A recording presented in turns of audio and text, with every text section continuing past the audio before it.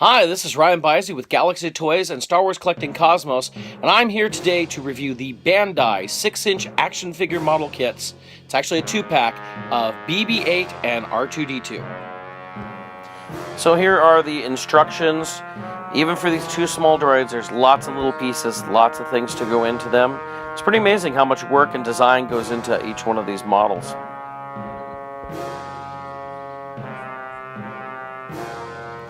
Here are the model trees. You can see all these little tiny pieces.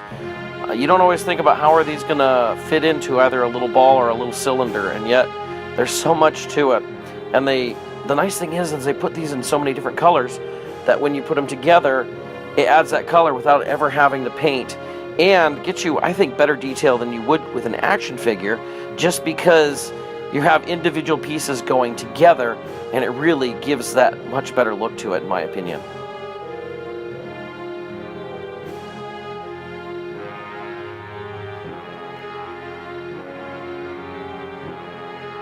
Here we have a completed BB-8. We move on to R2-D2. Tons of pieces for R2, even though when you see his barrel piece, it's just basically two pieces that go together, but there's lots of little pieces that go into it. And even the legs have tons of extra pieces just to make them.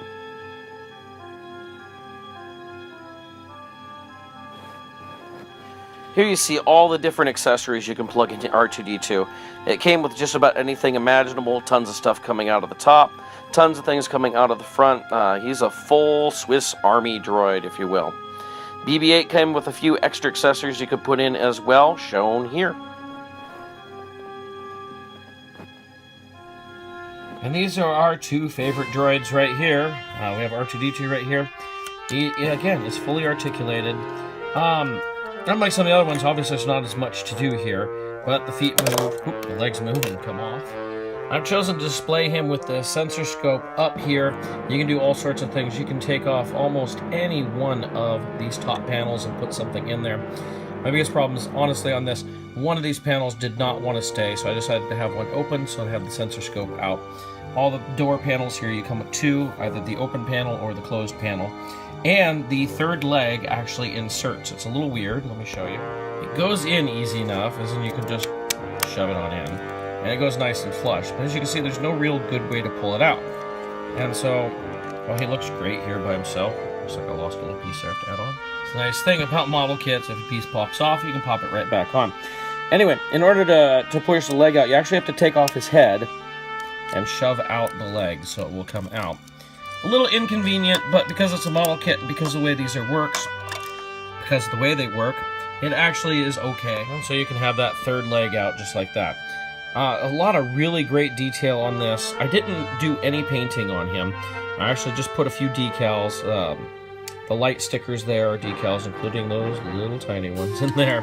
Not the easiest thing to get in there. A couple here on the back as well. Pretty nice. Now BB-8, our new favorite droid, came in a couple different ways. You could either have a piece that you could attach the head straight on, or as I've chosen to do, there's this clear plastic base, oops, that you actually put the ball that rolls very easily on, and then the head that way can be right there, and you can pivot the head, move it around. That's totally movable right there, and of course the ball is completely free moving on there. I chose to go ahead and put his thumbs up lighter in there.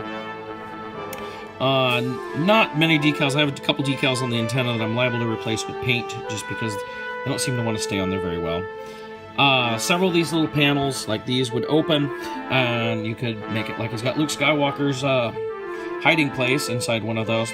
Again, very cool. I'm so impressed with how well these go together and fit together and how good they look.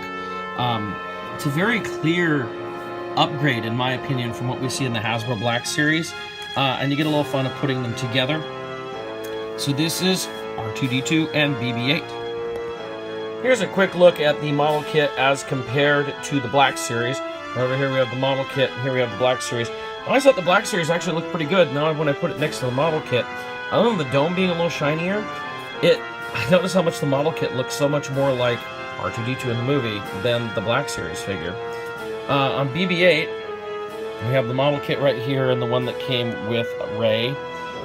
The Ray one obviously has a little bit more weathering to it, but, you know, he likes to roll over like that, so I like the display stand a little bit better for BB-8 here. You might notice I have an antenna missing right here. I'm not sure when. It was really tiny and it fell out, and it's probably around here somewhere. I'll have to add it in.